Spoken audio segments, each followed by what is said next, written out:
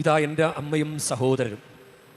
സ്വർഗസ്ഥനായ പിതാവിൻ്റെ ഇഷ്ടം നിറവേറ്റുന്നവനാരോ അവനാണ് എൻ്റെ സഹോദരനും സഹോദരിയും അമ്മയും. അപ്പോൾ ഈശോയുടെ സഹോദരങ്ങളും മാതാപിതാക്കളും ഒക്കെ ആകാൻ നമുക്ക് ഉള്ള ഒരു വഴിയാണ് ദൈവത്തിൻ്റെ ഇഷ്ടം നിറവേറ്റുക, സ്വർഗസ്ഥനായ പിതാവിൻ്റെ ഇഷ്ടം നിറവേറ്റുക. അത് വളരെ പ്രധാനപ്പെട്ടൊരു കാര്യമാണ്. നമ്മൾ ആ ഒരു തലത്തിലേക്ക് ഉയർന്നു വരാൻ ദൈവം വയ്ക്കുന്ന ഒരു കണ്ടീഷനാണ് കർത്താവിൻ്റെ ദൈവത്തിൻ്റെ ഇഷ്ടം നിറവേറ്റുക. അത് മറിയം അത് വളരെ വൃത്തിയായിട്ട് ചെയ്തു, ഭംഗിയായിട്ടത് ചെയ്തു. അതുകൊണ്ടാണ് മറിയത്തെ നിർത്തിക്കൊണ്ട് തന്നെ ഈശോ അത് പറയുന്നത്.